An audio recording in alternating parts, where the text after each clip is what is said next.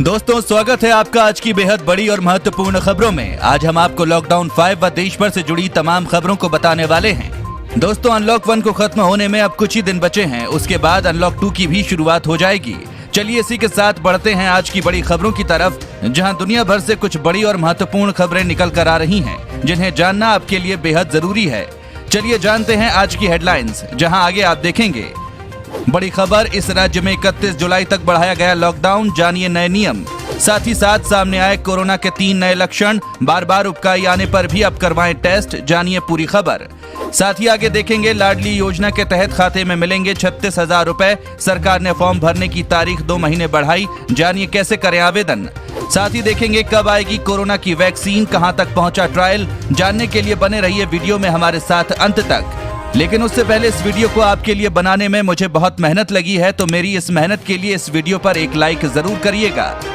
चलिए बिना देरी किए लिए चलते हैं आपको आज की सबसे पहली खबर की तरफ। पहली बड़ी खबर निकल कर आ रही है।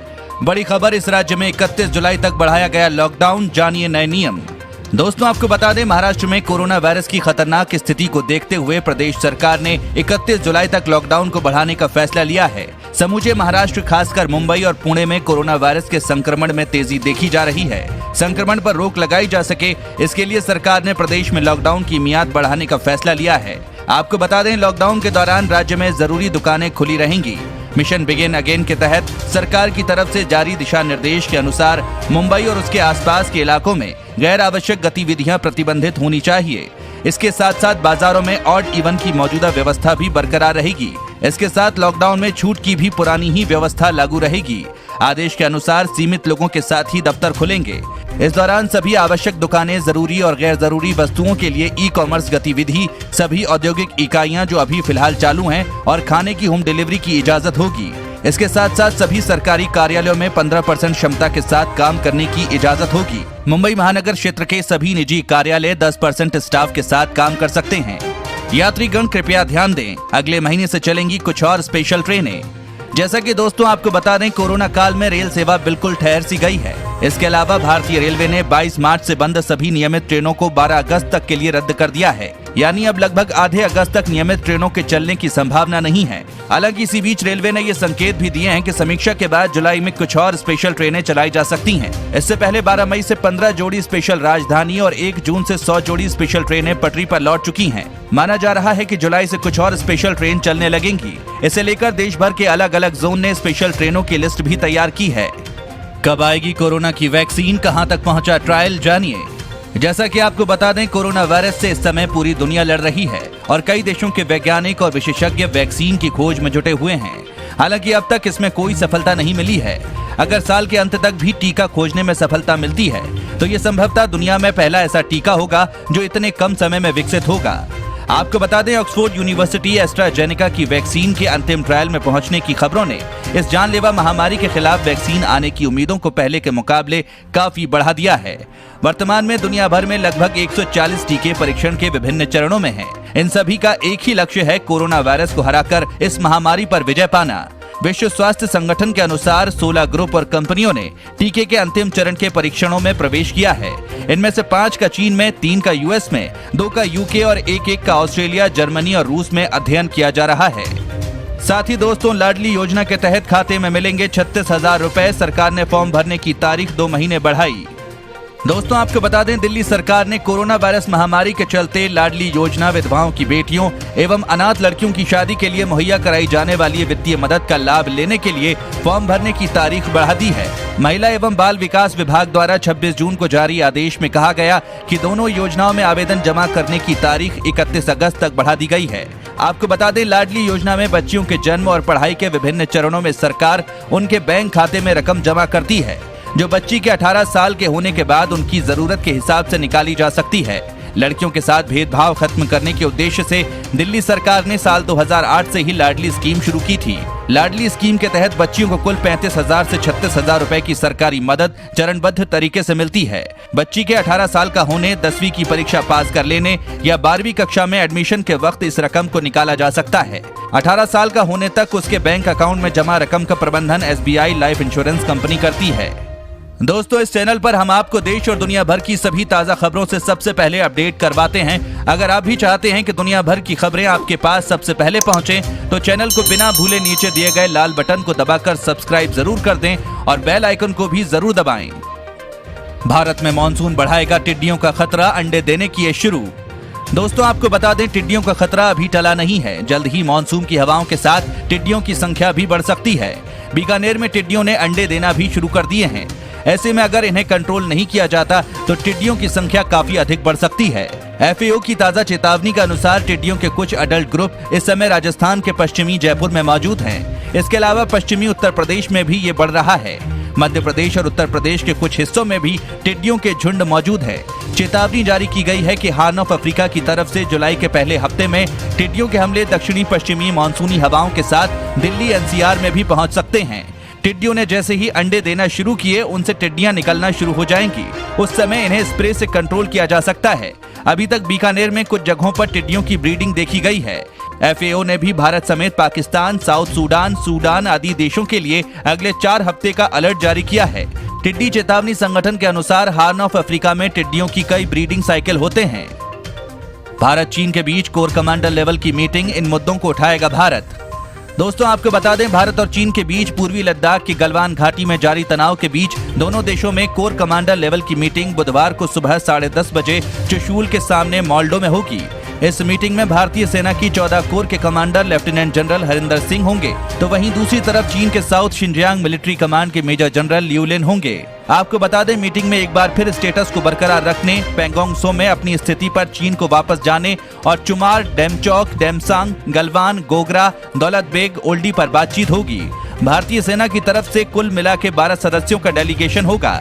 गौरतलब है कि चीन की हरकतों को देखते हुए भारतीय सेना ने बीते एक हफ्ते में LAC पर हजारों अतिरिक्त जवानों को भेजा है। भारतीय वायुसेना ने भी झड़प के बाद से श्रीनगर और लेह समेत अपने कई अहम ठिकानों पर सुखोई 30, MKI, जैगुआर, मिराज 2000 लड़ाकू विमानों के साथ ही अपाचे लड़ाकू हेलीकॉप्टरों की तैनाती की है और रोजाना प्रैक्टिस की जा रही है।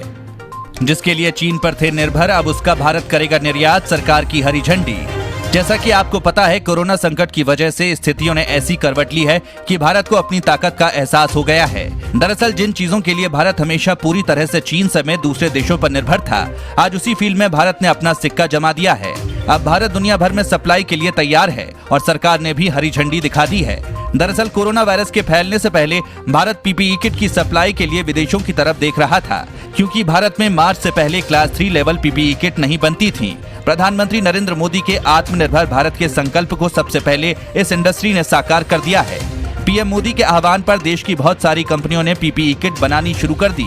2 महीने से कम वक्त में ही भारत ने PPE किट बनाने में दूसरा स्थान हासिल कर लिया और अब भारत WHO स्टैंडर्ड की PPE किट एक्सपोर्ट करेगा। सामने आए कोरोना के 3 नए लक्षण, बार-बार उबकाई आने पर भी अब करवाएं टेस्ट। दोस्तों, आपको बता दें, कोरोना वायरस संक्रमण की बढ़ती रफ्तार के साथ उसके नए लक्षण भी सामने आ रहे हैं। अब तक अमूमन बुखार, सांस लेने में परेशानी, सूखी खांसी और थकावट जैसे शारीरिक बदलावों को ही कोरोना वायरस का लक्षण माना जाता था। कोरोना संक्रमण पर काम कर रही अमेरिका की मेडिकल संस्था centre for disease control and prevention ने 3 नए शारीरिक लक्षणों को कोरोना वायरस का संभावित संकेत माना है। CDC के मुताबिक पहले नाक बहने का ये मतलब नहीं था कि पीड़ित व्यक्ति कोरोना से ही संक्रमित है, लेकिन यदि किसी व्यक्ति का नाक लगातार बह रहा है और वो अंदर से बेचैनी जैसे एहसास की शिकायत कर रहा है, तो बुखार नहीं होने पर भी ऐसे व्यक्ति को कोरोना की जांच करानी चाहिए। संभव है कि आप कोरोना संक्रमित हो सकते हैं। इसके अलावा यदि किसी व्यक्ति को बार बार असामान्य रूप से उबकाई आने लगे तो ये खतरे का सिग्नल है। ऐसे व्यक्ति को तुरंत खुद को आइसोलेट कर लेना चाहिए। हालांकि उबकाई की अन्य वजह भी हो सकती हैं, लेकिन इस मौसम में इसे नजरअंदाज ना करें और बार बार ऐसा होने पर आपको कोरोना का टेस्ट करवाना चाहिए। कोरोना का तीसरा नया लक्षण डायरिया है। डॉक्टरों ने पहले भी ये माना था कि कोरोना संक्रमित मरीजों में डायरिया जैसे या इससे मिलते जुलते लक्षण होते हैं। अब CDC ने ये मान लिया है कि दुनिया भर में बड़े पैमाने पर कोरोना संक्रमित मरीजों में डायरिया के लक्षण पाए जा रहे हैं। दोस्तों, आपको बता दें, इन 3 लक्षणों को जोड़ने के बाद CDC की लिस्ट में कोरोना संक्रमण के कुल 11 लक्षण हो गए हैं। इससे पहले शरीर में होने वाले इन 8 बदलावों को कोरोना का संभावित संकेत माना जाता था।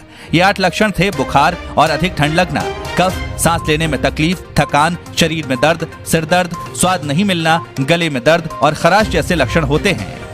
एक दिन में 3 राज्यों में आया भूकंप। लद्दाख में 4.5 की तीव्रता से कांपी धरती। जैसा कि दोस्तों आपको पता है, कोरोना कहर के बीच देश भर के विभिन्न हिस्से में भूकंप के झटके महसूस किए जा रहे हैं। शुक्रवार दोपहर जहां हरियाणा के रोहतक व आसपास के क्षेत्रों में भूकंप के झटके महसूस किए गए, तो वहीं देर शाम लद्दाख में भी 4.5 तीव्रता से भूकंप के झटके महसूस किए गए। लद्दाख में शुक्रवार देर शाम 8:15 पर भूकंप के झटके महसूस किए गए। भूकंप का केंद्र लद्दाख रहा। भूकंप के झटके जमीन के 25 किलोमीटर की गहराई से महसूस हुए। लद्दाख में आए भूकंप की तीव्रता 4.5 रही। इससे पहले शुक्रवार देर शाम को मेघालय के तोरा से 79 किलोमीटर पश्चिम की ओर भूकंप आया। रिक्टर स्केल पर इस भूकंप की तीव्रता 3.3 मापी गई। कोरोना के बढ़ते मामलों को देखते हुए एमपी और यूपी भी कराएंगे घर घर सर्वे।